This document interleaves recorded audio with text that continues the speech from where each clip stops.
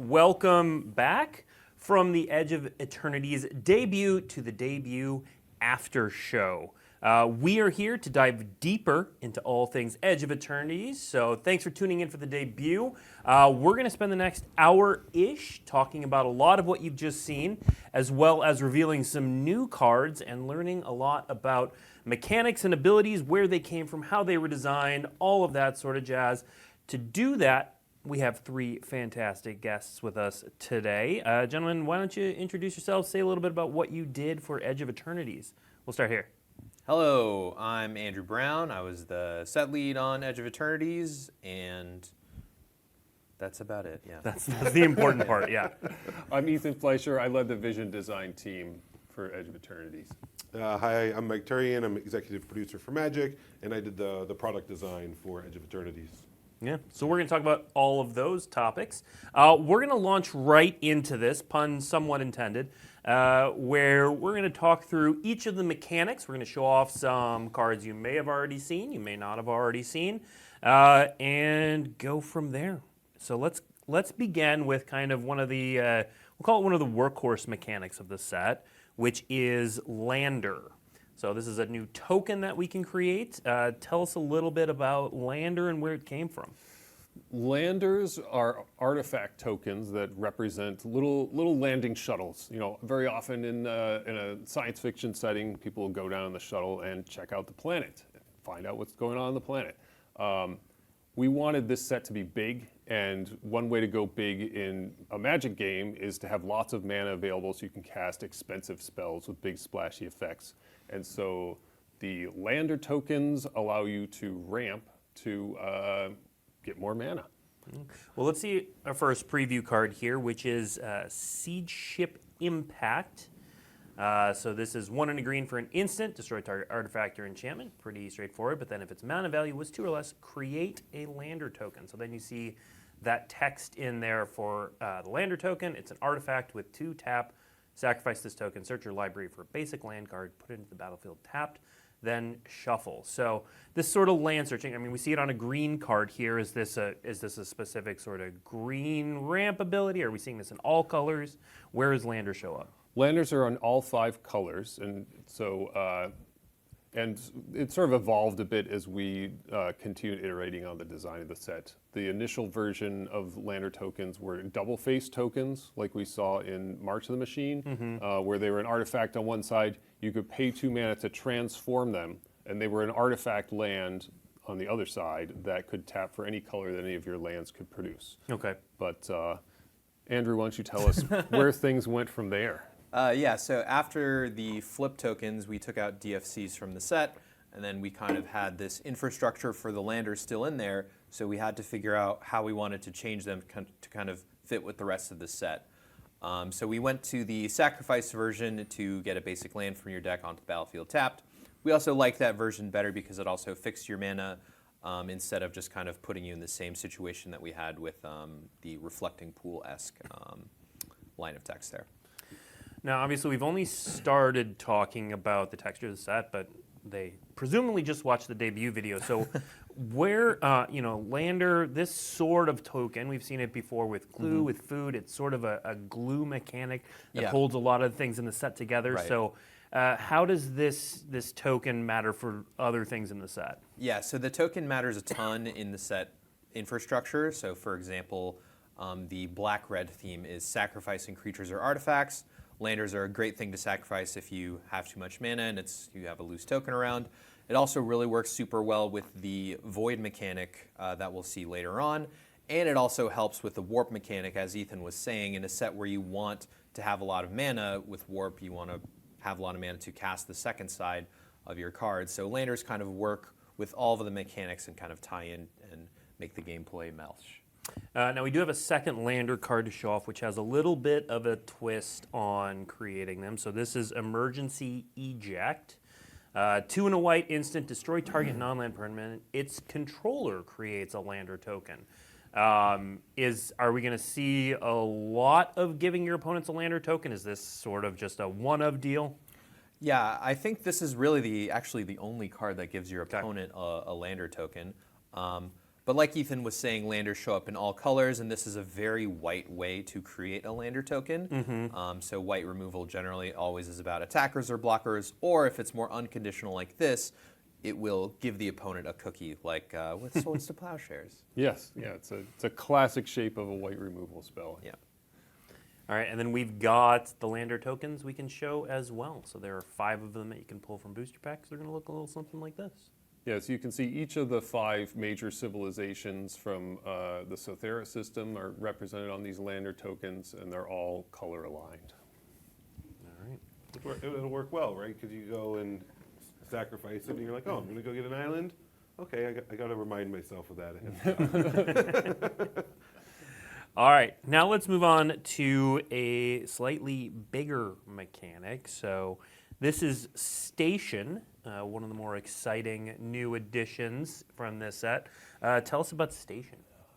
One of the most important ideas that we wanted to get across with Edge of Eternities is the concept of scale. We wanted this to be the biggest Magic set ever, or at least the biggest since Rise of the Eldrazi. If we could manage that, we'd be in good shape.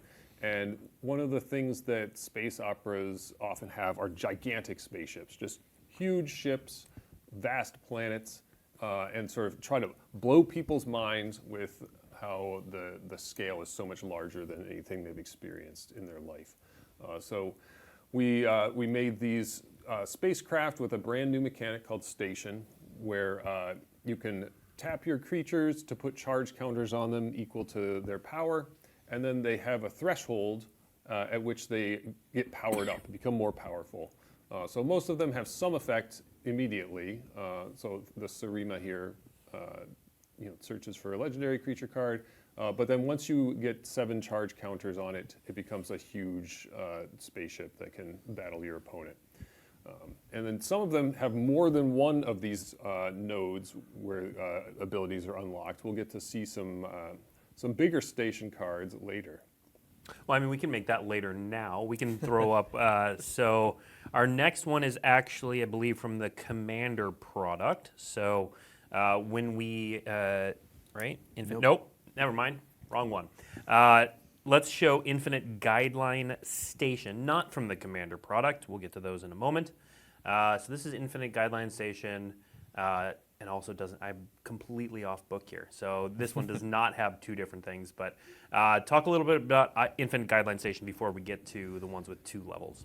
Right, this is the base of the Pinnacle organization, if I'm not mistaken, who are sort of the government that is trying to keep the peace between everybody and keep things going smoothly, whereas all of the other monocolor aligned factions are all competing with each other and have their own agendas. Pinnacle is kind of like, can't we all just get along here?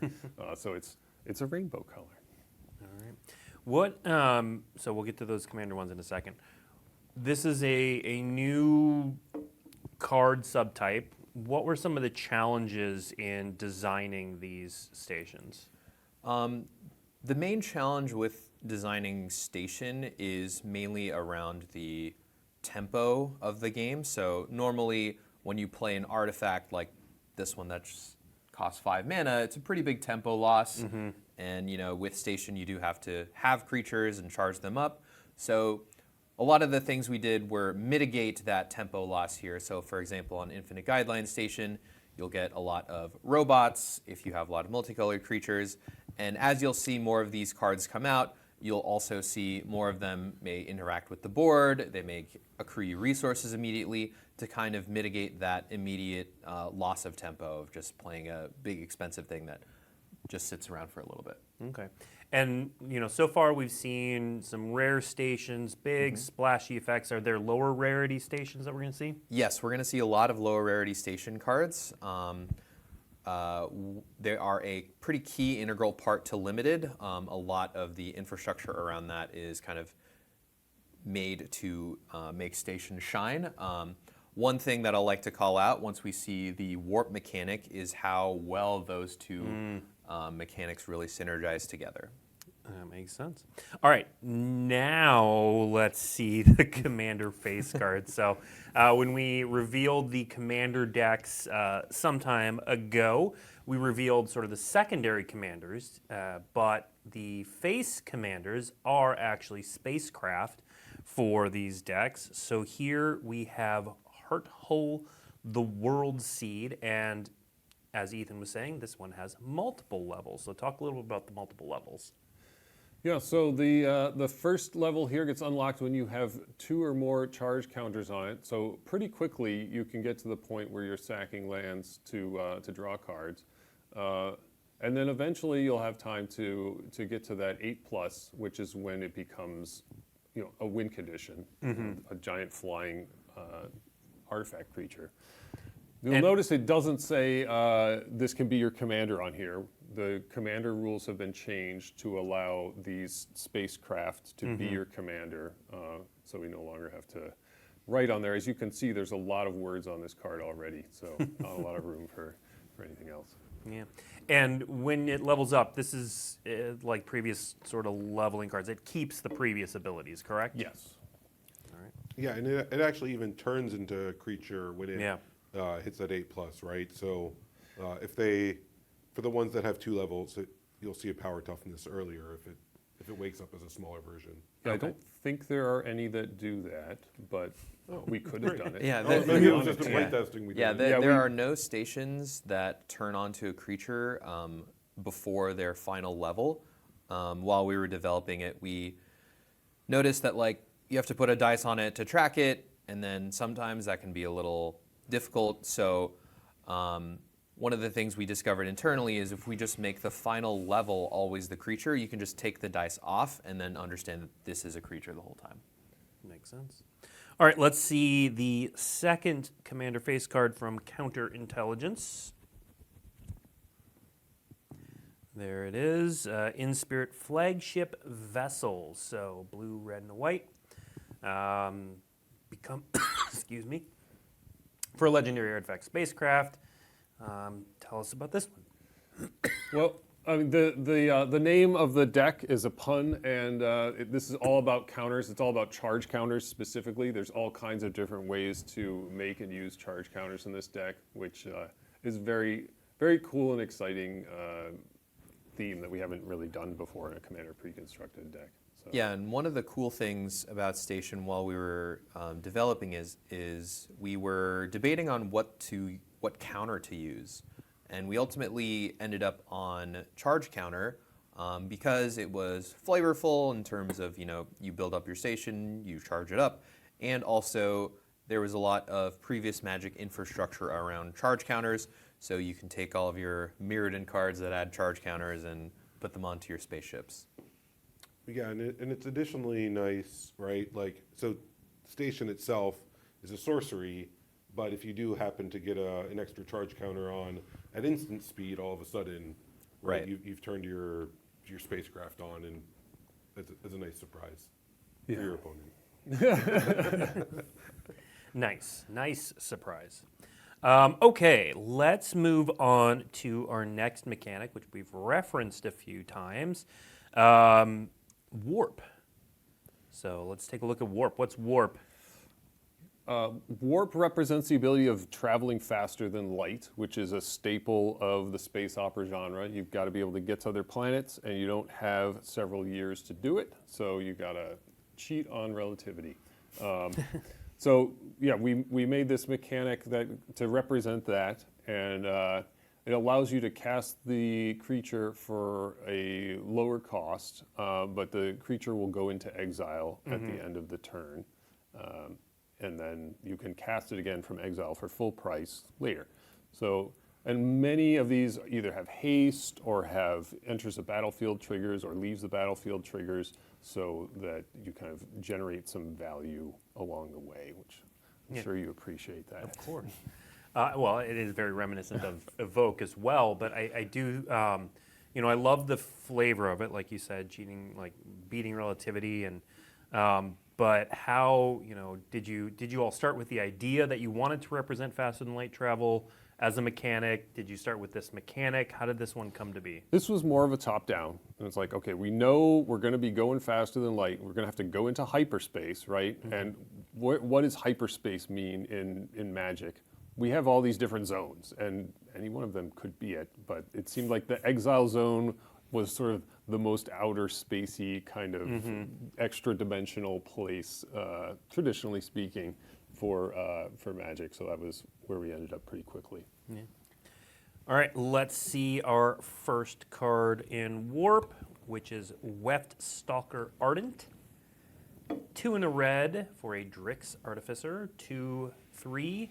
Whenever another creature or artifact you control enters, this creature deals 1 damage to each opponent, and the warp is red.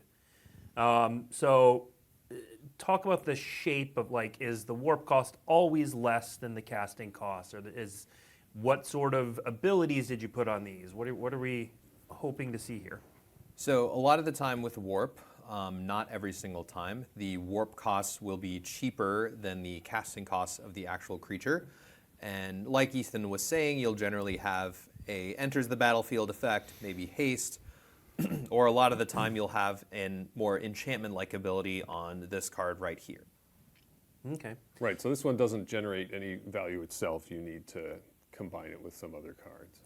And like I was saying earlier with the station mechanic, where it requires you to have creatures, the warp and the station mechanic really interact very favorably, as you can get a more expensive or higher power creature for cheap.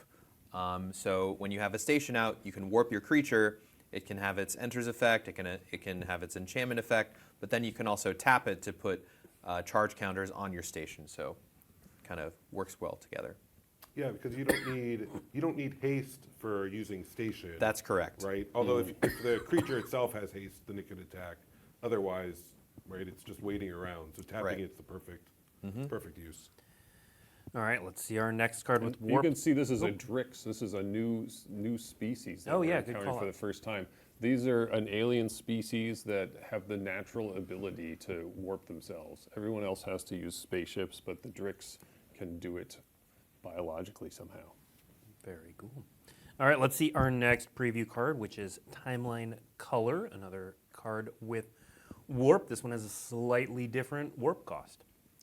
Yeah, so when we were thinking about, once we had the exact mechanics for warp, you kind of go to level 2, which is like, what are the cool ways to use this ability? And one of my favorite old cards is Gravecrawler. So this is kind of a mix of putting that card's mechanics with warp, so you can warp this card from your graveyard at the cost of an extra 2 life. You don't even need to control a zombie to do it. You don't even need a zombie, nope. All right, next up we have Eusocial Engineering. So this is an enchantment with Warp. Right. So enchantments naturally make for great warp cards, as they're essentially like, I can get this for a cheaper cost, only for 1 turn, and then I can cast it later. You'll also see that Landfall is making a return here, which also synergizes really well with the lander tokens. What sort of, so we've seen creatures, we've seen enchantments, what are we expecting to see Warp on? You can expect to see warp on basically all card types except lands. Okay. All permanent types or spells too? Not spells, mostly permanent types and not planeswalkers. Okay. Next up, we have Bygone Colossus.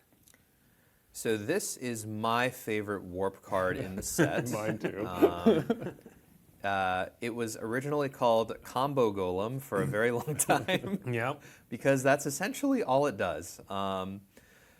So there are so many different ways to use this card. If you'll notice, like, a lot of the station numbers are really high. This card just essentially gets you those at a really low cost. You can also use flicker spells from Magic's Past to warp it in and then just flicker it, and then it will come back onto the battlefield and then doesn't have to exile later. There are so many different ways to use this card, and it's super fun to think about. So this one's my favorite for sure. Yeah, I love how it's just has no obvious It is baffling on purpose. Yeah, I do enjoy that. Ethan, so we were talking a little bit about this beforehand. The few little bits about the Eldrazi here and there. So here we see this in the flavor text as well. The edge is littered with the vestiges of civilizations annihilated by the Eldrazi. For those who haven't been reading the stories, what sort of tidbits are we seeing about the Eldrazi in this? Well, there are hints that there was some sort of ancient conflict between the Fomori and the Eldrazi, and we've seen a lot of the Eldrazi in the past in various Magic sets. We've seen hints about the Fomori here and there, especially recently. But a lot of it is pretty distant and ambiguous. But we know that it was incredibly destructive, and basically the Eldrazi were driven out of the Edge, and everybody has to kind of be alert, pay attention, because if the Eldrazi come back, that needs to be nipped in the bud. We can't let any Eldrazi come back here. So yeah, we've seen an Eldrazi card in the video there, but yeah, there are hints about it here and there. It was clearly an important event in the Edge's history. All right. Let's move on to our last mechanic that we're going to discuss here, which is Void. So tell us about Void.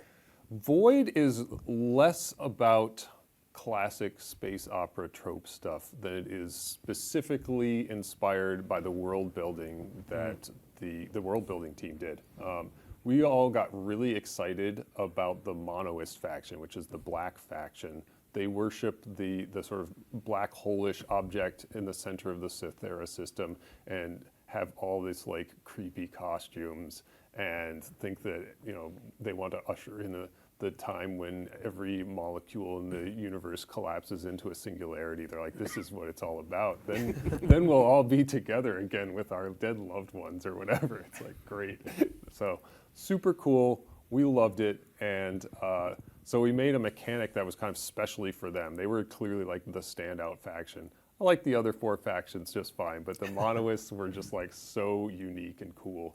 So we made this Void mechanic, which is sort of a variant of Morbid or Revolt, where if one of your permanents leaves the battlefield, a non-land permanent leaves the battlefield, sort of Void is active. Yeah. And it also gets activated when you warp a card. So when you pay that warp cost is another way to get your Void online. And basically your cards will have abilities that trigger only if something has left the battlefield or been warped, or will have an upgrade on an instant or sorcery, a kicker-like effect. There's a variety of ways of using it, but it's mostly just a tag to see that things have left. And there's lots of ways to make things leave. You know, we've got warp, we've got the lander tokens. It's all set up for us. So there's a lot of ways to interact with it.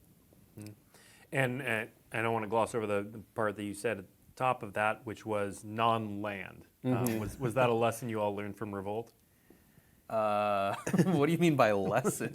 Was that an intentional differentiation? How about that?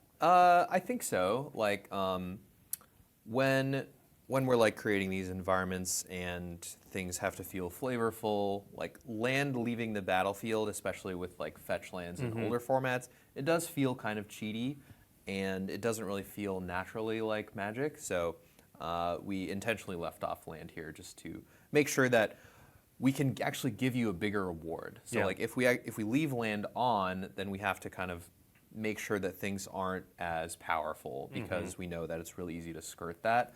But if we add non-land, we can make things look more awesome because the hoop you have to jump through is a little bigger. Makes sense. All right, let's take a look at some Void preview cards. First up, we have Decode Transmissions. So this is the sort of normal, you draw 2 cards and lose 2 life. You see that in a lot of sets. But then Void says, if a non-land permanent left the battlefield this turn or a spell was cast warp, instead you draw 2 cards and each opponent loses 2 life. Yeah, so it's the classic, kicker upgrade style of Void card here. Yep, we'll be seeing that in Limited quite a bit. And then let's see our second Void card, which is Void Forged Titan. So 4 and a black for a robot warrior, 5/4 at the beginning of your end step. If you voided, you draw a card and you lose 1 life. Yeah, so this is more of a limited build around. It's going to give value over time if you play into the theme of the Void. You'll also notice that a lot of the Void triggers happen at the end step. A lot of that is to ensure that you have enough time to warp a creature or post-combat, so things are dying.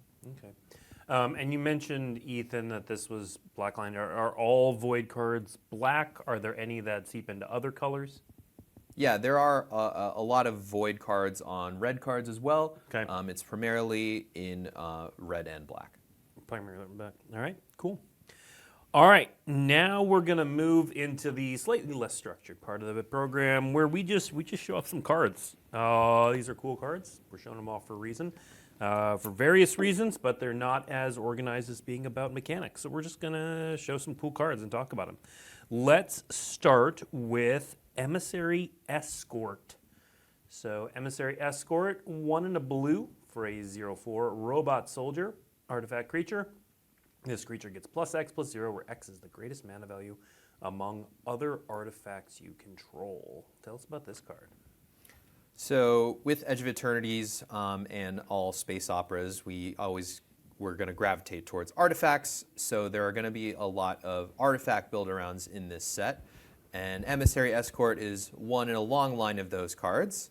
But as we will see in the next slide, Let's see it, Bygone Colossus. yes, we're finding more and more ways that these cards combo together. One of my favorite things just about Edge of Eternities in general is how well all of the mechanics just kind of mesh and flow together. They all synergize really well together, and we hope that players discover stuff like this and can, figure out how awesome it is. Yeah. Yeah, the technology in space opera is so important that it was basically inevitable that we were going to have an artifact theme in this set. Yeah. Yeah, and just like it combos with Bygone Colossus, right? The Escort combos well with your artifact spacecraft because they'll typically have higher mana values, which gives the Escort more power. Works so well with Station. Yeah. Right? Just another 1/2 combo. Well, and I also like, when you start looking at older formats too, cards with affinity work Right. really well with this. Your Right. classic Mirror Enforcer is going to Exactly. do a 7/4. So yeah, a lot going on here for a seemingly simple card. All right, now let's take a look at an uncommon called Unravel. Unravel is 1 blue and a blue, instant. You probably already know what it's going to do. Counter target spell. If the amount of mana spent to cast that spell was less than its mana value, you draw a card. This is, we see a cancel variant in a lot of sets. Very rarely do we see you draw a card on it. Right. This is normally space we try to stray away from. Like one of the design heuristics we like to hold to is it shouldn't be better. You shouldn't be worse off for trying to cast your spell. So designs like Dismiss or whatever we try to stray away from. But with Unravel, we do like to punish kind of the cheating on mana or casting things for less than the casting cost. If you're not doing something fair, I'm not going to do Exactly, something fair. exactly. So Unravel is our attempt at that. And then in this set, the main thing that it will be countering is warp spells. One of the things we were finding internally is that warp introduces a lot of resources into the game. So we definitely wanted something to punish you for casting your warp spell for its warp cost. Very cool. All right, next up we have Sunset Saboteur. 1 and a black, human rogue, 4/1 menace, ward, discard a card. And whenever it attacks, put a +1/+1 counter on target creature an opponent controls. Yeah, so this is a bit of a funky one. One of my favorite tropes in the space opera genre is that there's always a traitor. So this is kind of top-down a traitor card. So if you see 4/1 menace for 2 mana with ward, discard a card, that's a really, really, really good deal. But we have that line of text at the bottom, which is kind of a downside, or if you are able to manage your opponent's creatures, not a downside at all. If How they could have no black creatures. possibly deal with a large creature? Indeed, yeah. So you'll see in the art too. This is a monoist aligned character. kind of perusing as a white aligned character. Well, and Turian, we're so used to seeing extended art cards, we kind of blew by the first one we saw. But extended art is a booster fun variant. Can you talk a little bit about what cards got those this treatment in the set, and then where you can find those? Yeah, we've seen a couple of extended art cards here. So in extended art cards, you can find they're in the collector booster, and typically, we try. Upcoming, we're going to be looking at so many fun variants that we've done. We also try to make sure that basically every rare and mythic has at least one variant. Mm-hmm. So we'll typically use extended art in that way, where it's like, oh, here it is. Here's an upgraded version where you can see just a bit more of the art, and it just looks a little extra special. All right, and are these found just in collector boosters? Yeah, extended art are in the collector boosters where you'll find them. Great. All right, let's move on to another card with an extended version. This is Frenzied Baloth. So this is a wild card. Green and a green for a 3/2. This spell can't be countered. It's got trample. It's got haste. Other creature spells you control can't be countered. Combat damage can't be prevented. Andrew, this feels like one that came from your world. Yeah, so as you've properly identified, this is a very play-designed card. But I think it also speaks to a lot of what happens in space opera, where they go to a planet and there's this giant, ferocious monster that causes nothing but havoc and mayhem. And I think all of those lines of text just kind of add up to craziness, wildness, and... Yeah. There's a lot of people calling this Questing Beast Junior. Mm-hmm. Was that sort of intentional, or did it just sort of end up that way? To call the Questing Beast ever intentional is a bit of a wild statement. Nobody sets out to make a Questing Beast. Well, I mean, don't make me tell you the story of the Questing Beast.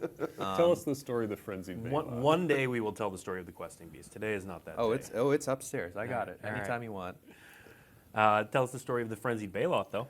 Yeah, so when we were thinking about which cards we wanted to introduce into Standard, you might see a few mono-green, or specifically green-aligned cards that we're going to shoot for a mono-green aggressive deck. We haven't really seen that a lot in recent years, and this is one of our attempts at a card that you might want to play in a deck like that. All right. Next up, this one's going to have a different treatment, which is, the card is Genomorph Imago? Yep. Cool. Green and a blue for a creature insect druid. It's a 1/3. It's got flying. Then it's got this landfall ability. Whenever a land you control enter, target creature has base power and toughness 3/3 until end of turn. If you control 6 or more lands, that creature has base power and toughness 6/6 until end of turn. So let's talk about the card first, then we'll talk about the treatment. Yeah, so when we were coming up with a lot of landfall designs, we definitely wanted something a little bit more aggressive, because normally landfall designs kind of tend to the slower side. And we've never really made a blue-green aggressive landfall style card, so this is our attempt at it. And one of the other things I really like about this is when you have a lander token out on the battlefield, this can really put a lot of wrenches in your opponent's combat plan. Mm-hmm. Yeah. Seems pretty easy to attack. This is a 3/3 flyer fairly regularly. Yep. Okay, Turian, let's go to you now. So, Borderless Triumphant cards. Tell us about these. Yeah. So Sarah was talking about them some in the debut video we just saw, but we wanted to capture outer space is just filled with these moments in media and visuals, and one thing that really comes clear is this idea of this the hero image, right? Mm-hmm. A lot of times it's the astronaut in front of the moon is a typical one that we see. And so, we were inspired by that. And in here, we went and we took a number of our creatures as well as Tezzeret and really put them in this very hero-esque pose, right? And so they're centered. Typically it's a moon or a sun. directly behind them, and it just really elevates, I think, the character and the visual. So that's what we've done here with the borderless triumphant cards. The last thing I'll say on the mechanics on this card, though, is that it is not just this creature, it is target creature. Yep. So if you find a way to get 2 lands, enter the battlefield during your turn, you can target a different creature, and this thing can really rack up a lot of damage fast. Yeah, and then in terms of where you can find them, they're in play boosters and collector boosters both. Okay. So they're you'll get them fairly often. All for right. rares.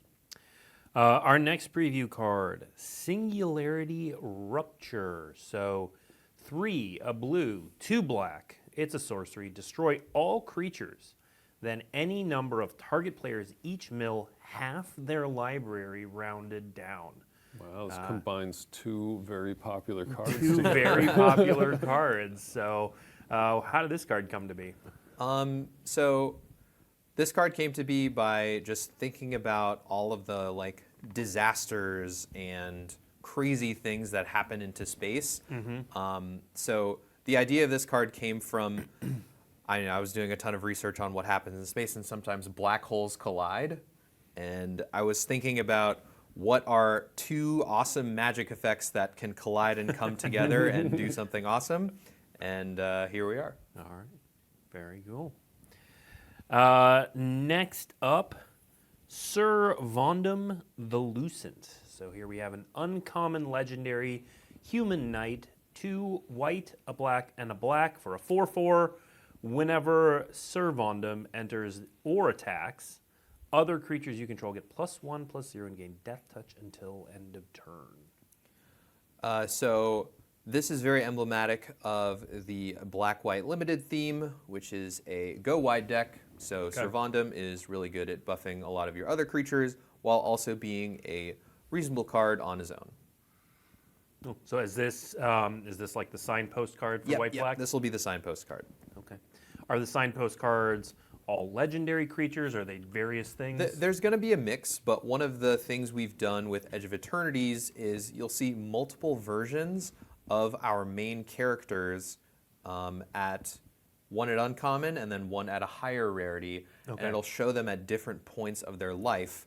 Edge of Eternity's story is more kind of self-contained, so there's not as much of a long-term scale here, so we felt like it would be a good idea to show them in multiple stages of their life and just kind of give you more of a taste of who these characters are because they're very contained towards the space setting.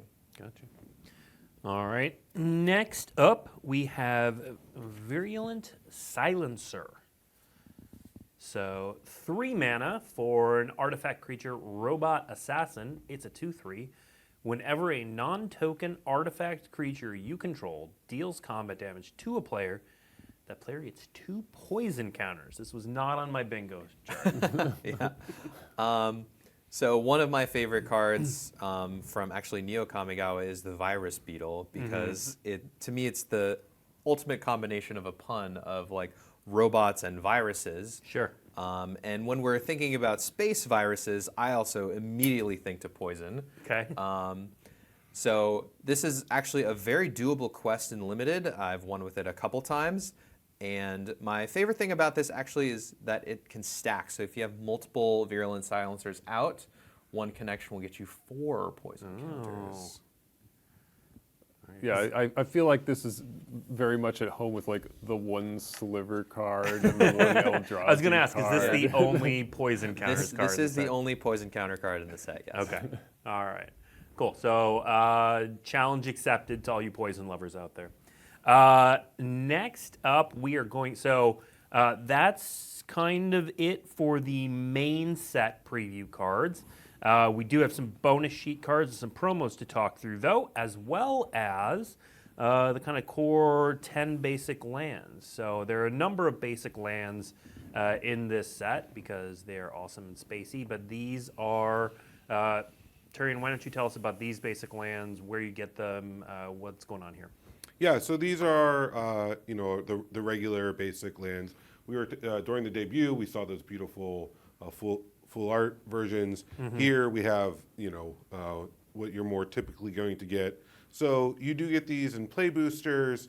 You also find some of these like when you open up the bundle or the commander deck, right? They're very much, we like to include them in that typical suite of products. They're still so strikingly beautiful, and one of the things I love about Basics and going to a new world is you just get this, these amazing artists to do these stunning visuals, and it really just shows off, hey, what does the world look like? What are some of the planets that we're visiting? Basic lands are just the foundation of Magic. And in general, like lands were an important theme here. We knew that we would have a very distinctive visual for lands, and we would get to kind of show people land art that looked very different from typical land art, because we get the sort of elevated perspective of the curve of the planet, and it's a very different way. And we kind of seen this with Unfinity, right? People got very excited about the lands in Unfinity, and we were like, okay, we gotta tap into some of that. Yeah. Why, yes, Ethan, lands are very important to this set. In Good fact, transition. thank you.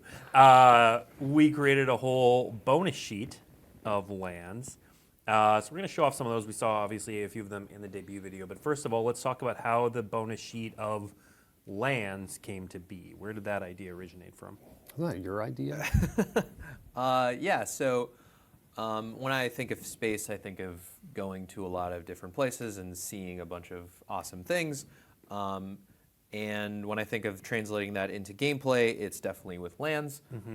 So we added the bonus sheet where you can get all of these awesome lands from Magic's history, and then we tied it into the gameplay where you will see a lot of cards in Limited say how many differently named lands you control. So you can have a Limited deck and then have Mutavault. You can have, what are other cards spoiled so far? We'll stop there just so you don't have to think about it, because we'll show some more. Great. Some of the ones that we're about to show. So bonus sheet. So let's talk how these are open, Turian. Where you get these, how often they show up. Like he mentioned, limited. How often are you going to be opening one of these in limited? Yeah, so you do get the borderless stellar sites lands. They do come in the play booster. We've limited them to only rare and mythics. There's 35 rares and 10 mythic rares that you get. And in the play booster, you get them 1 in 8 packs on average, right? So that means that they will show up. I mean, they're incredibly powerful lands, right? Just both in limited and in so many other Magic formats. So, if you're doing a draft, there'll be a few in the draft, right? And so they add a little bit of surprise and diversity to gameplay, right? And also, too, one of the things I really liked about limiting them to only rare and mythics is when you get one of these, it's just like, you've opened up a winner. I mean, between the treatment and how aesthetically beautiful they are, how powerful they are. So for those borderless stellar sites, they're in the play booster, 1 in 8 packs. Now, and then additionally, you can also find them in collector boosters as well, where collector boosters, you're going to get, there's a few different variations, but when you're opening a collector booster, you'll be finding one of these as well, among the bonus land treatments. So we're going to look at 4 of them today. So the first up is Blink Moth Nexus. And as you called out, just gorgeous art. That's a non-token artifact creature. Yeah, it is a non-token artifact creature. So, Mike, talk a little bit about the difference between the stellar sites and the poster stellar sites. Yeah, so the borderless stellar sites, that when I was just talking about, hey, finding them in the play booster, those are the ones that show up in 1 in 8 play boosters. The borderless poster stellar sites are then a variant that are a collector booster exclusive, right? And so, we want, as Ethan was talking about, you go to outer space, it's this real opportunity to capture the resonance and bring these, incredibly powerful lands into a new setting. And so we didn't want to just do that one time. We knew that our artists would really be able to create a couple different variations. So those borderless poster stellar sites, collector booster exclusive, you can find them there in foil and non-foil. And then in the borderless stellar sites, also foil and non-foil. But then both of these are also available in Galaxy foil as well. So, there's a lot of cool variations here and a lot of just amazing cards, right? Like, Yeah, I mean, speaking of amazing cards, so I mean, Magic has a lot of cool lands throughout its history. What was the process like for selecting lands that made it onto this bonus sheet? So we definitely wanted to have a nice mix of lands that you're going to be super excited for your constructed decks. We also wanted a healthy mix of lands that also play well in limited. So for example, Blink Moth Nexus, super fun card to play with in limited just because land and creature, and it works really well with your artifact synergies. So it was just a really good fit for the set. And we'll also see our next card is an excellent fit. Well, and there were for some that. creative constraints on which lands we could use Indeed, also, yes. right? They needed to make sense within the setting of the Edge. Yeah. Because sometimes they'll have names that are very specific and just wouldn't be at home here. Yeah. Right, like for example, we couldn't use Urborg, Tomb of Yawgmoth. Right. That doesn't exist in That does not space. exist in space. But apparently, an Eldrazi Temple does. Yes, Eldrazi Temple, one of my favorite cards. And also just hinting towards the existence of the Eldrazi in the Edge is awesome. Ethan did mention there are a lot of lands that flavorfully don't make sense, but this is the one that actually does make a lot of active sense here. So Eldrazi Temple in the set. You can cast your one Eldrazi with it. Good luck. All right. Maybe not a limited bomb, this one. Yeah. Let's take a look at one you already mentioned, which is Mutavault. yeah, so for me, I was so glad to see Mutavault return, right? I got to work on the original set where we introduced Mutavault, and so to me, anytime, and it was, back then, of course, it was inspired by Mishra's Factory, and so it's just like, there's this history of lands and callbacks and, now bringing it forward into outer space, and Edge of Eternities is just pretty fun. And this one is another one that's pretty good in limited, right? The gaining all creature types ends up being surprisingly. If you also get a Blink Moth Nexus. Right? Yeah, exactly. Right. And that's one of the fun things. It's like, will that happen? Will it happen often? No, but will it happen? Yeah, certainly. Yeah. And it's just this fun little moment and fun interaction. Yeah. And clarifying for chat's covering this already, but just to say it out loud, these are not legal in standard, correct? They are not legal in standard, yes. Everything on the Stellar sites is not. Okay.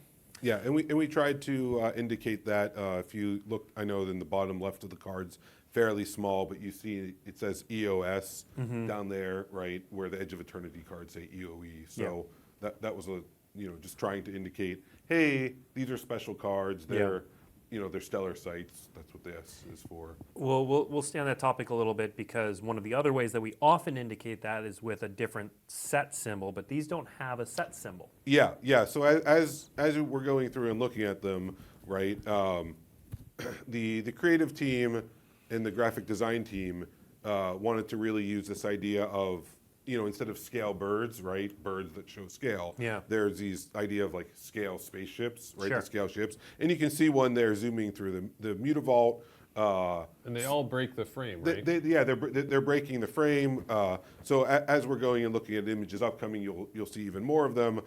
Some of those were basically colliding with that expansion symbol, and so we decided, hey, let's just remove the expansion symbol, which is something that we've done. We did a little bit in the Final Fantasy set, did a little bit here, and so we wanted to try that out. Now you still can see the rarity. That M in that bottom left is indicating that Mutavault is a mythic card. So there's still some indicators, but it's a little bit more finessed. And also, I'll say one thing that made me a little bit more comfortable with doing this and experimenting this way is these cards just are so visually distinct, right? Yeah. Like we've moved down the title bar, for instance, itself. And so I'm hoping that distinction will sort of offset a lot of what the expansion symbol typically accomplishes. We have one final card from the bonus sheet to show off. We've got Thespian's Stage. I love the art on these two. Yeah, and I mean the art is fantastic, and you can see those. I'm going to call them floating spaceships, right? When I'm talking about that expansion symbol, right? The Thespian stage has that right where you typically see the expansion symbol, and you can copy so many lands. Yes, unfortunately, one of the things we tried to do in design was put Dark Depths onto the bonus sheet, but unfortunately, Dark Depths creates a token with a name. A token with a name that is not a creature Merit that Lage lives isn't in. on the. No, No. Mary Lage is not in space, What? Are you unfortunately. sure? Yeah, I'm sure. Did you check out behind every planet? I checked everywhere. All right, and then we've referenced the Galaxy Foils. Now, we don't have one of these to show off in Galaxy Foil, but we do just have the short clip from the debut video. You might have missed it, but we had, there it is. Yeah, and thanks to I think that Zach Stella is the hand model as well. You can really, the Galaxy Foil treatment is something that for players who opened up Infinity Collector boosters, it was debuted there. It was so well received. I mean, getting them in person is just a beautiful treatment. So we've brought Galaxy Foil back as a collector booster exclusive. Here we're showing it on a mountain. I was talking about it on the Stellar Sights cards. Some of the Shocklands, some of those treatments you can find it on as well. So there's a number of places that we've tried to. Is the Galaxy Foil the same as Infinity, or is it slightly tweaked and updated? Yeah, it's a little bit updated. I mean, for that you really have to have, I'll say, a pretty keen eye, right, between the two. But we wanted to always capture, hey, this is what's cool and amazing and resonant about the world. And so, of course, the team continued to work and iterate.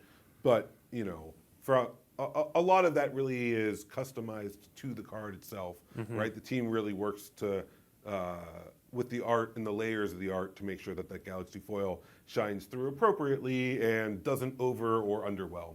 Yeah. All right. Before we go, we've got 3 promos to show off. So these are cards you have already seen, but these are their promo versions. So first of all, the Buy a Box promo is going to be Singularity Rupture. There's the Buy a Box version of that card. So you buy a box and then you use it to destroy all the creatures. things, all the creatures that came in the box, and mill the cards that came in the box. Yeah. Yeah, right. You take like half the packs and flip them over. Buy a box, check with your local game store for availability, but generally speaking, if you buy a box, you get one of these at participating local WPN stores. Next up, we have the bundle promo. So this is the Emissary Escort. So that robot soldier we were talking about, this one will come inside the bundle. Yeah, in here you can see we give this an alternate art, right? And so it's just another way to capture a card that's probably going to be impactful, in maybe in standard, certainly in limited, but maybe in some older formats like you were talking about. Yeah. Right. It definitely is a possibility. All right. And then finally, we're only showing off one. So for every set, we do promo pack cards, which are generally uncommons. They come in these small promo packs that you can get at your local game store for playing at events, doing well at events, kind of whatever the store wants to do. Normally, we show off all of them at the same time, but we're kind of dishing them out a little bit one at a time here. So we're going to show off one of the promo pack cards, which is that Starfield Shepherd we saw earlier. This is one of my favorite cards in Limited, too. Yeah. Super fun. Yeah, good value on the warp, and then does the thing when it comes back later, too. Yeah, it's nice and limited that you can basically, if nothing else, you get a land. Right. Right. But if you have something to go and fetch, Yep. great. Yeah. I'm putting this in one of my commander decks for sure. My angel deck, it wants this. Not a lot of creature cards with mana value 1, but there are some. The one-man angel. Segovian angel, there you go. Yeah. Perfect. All right, that is everything we have for today. Thank you for joining us for both the debut and the after show. Previews for Edge of Eternities are going to be ongoing this week and next week. If you want to know when and where those previews are coming out, the easiest way to do that is to head to dailymtg.com, and there is an article called Where to Find Edge of Eternities Previews. You can also just Google that, and that article will show up. That's why we named it that way. But these previews are going to be going on until next week on Friday, when the full card image gallery will be up. Next week, we will be back here. We're going to have Sarah Wassel on the show. She is going to talk about some of the prettiest cards in the set. We're going to talk about that bonus sheet. We're going to talk about various alternate versions of cards and all the bonus cards. Just a bunch of pretty cards. So come back next week, and we'll see you then. Thanks for tuning in.